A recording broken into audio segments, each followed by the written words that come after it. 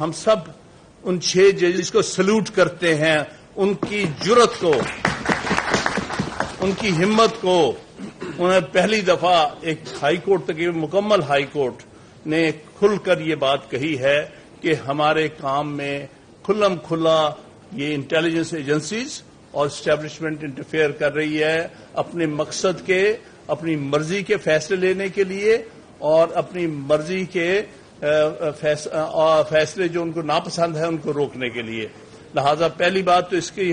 لیکن اس کے ساتھ ساتھ میں سمجھتا ہوں کہ اسلام آباد ہائی کورٹ کے چیف جسٹس کا کردار بڑا سخت متنازع ہوا ہے اس خط کے ساتھ،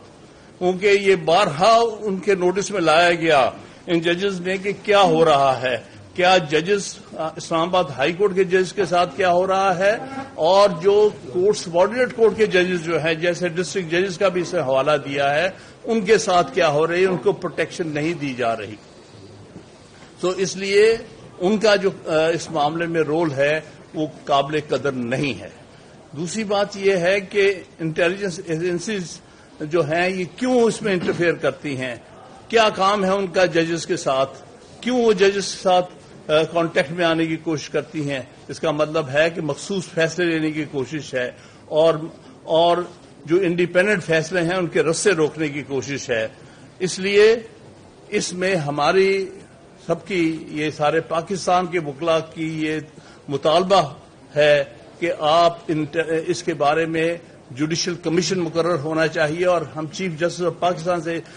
توقع کرتے ہیں کہ آپ سٹنگ ججز آف سپریم کورٹ کا جوڈیشل کمیشن بنائیں گے اور وہ ان شکایات میں انکوائری کر کے اور سٹیپس لیے جائیں گے جس سے کہ پاکستان میں انڈیپینڈنس آف جوڈیشری، عدلیہ کی آزادی کے ساتھ جس طرح سے کھلواڑ کرنے کی کوشش ہو رہی ہے اس کو فی الفور روکا جائے اور جو انٹیلیجنس ایجنسیز کے لوگ اس کام میں ملوث ہیں ان سب کو قرار واقع سزا ملنی چاہیے. اور اس حوالے سے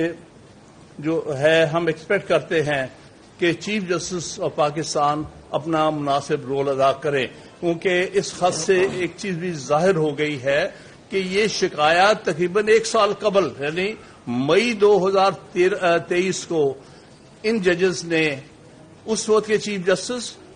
اور اس وقت کے سینئر اپیلنگ جج جو آج چیف جسٹس ہیں ان کے نوٹس میں لے کے آئے تھے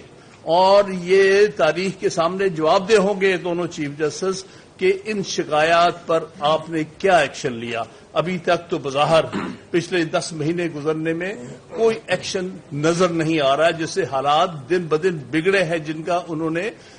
اپنے خط میں اظہار کیا ہے. تو میں سمجھتا ہوں کہ بٹ صاحب اور لاہور ہائی کورٹ بار ایسوسی ایشن کے جتنے الیکٹڈ نمائندگان ہیں ان پر ایک بہت بڑی ذمہ داری اس وقت آن پڑی ہے کہ ملک میں سارے وکلاء کو اکٹھا کیا جائے اور عدلیہ کی آزادی کے لیے پوری طرح سے ہمیں آئین کو بچانے کے لیے، عدلیہ کو آزاد کرنے کے لیے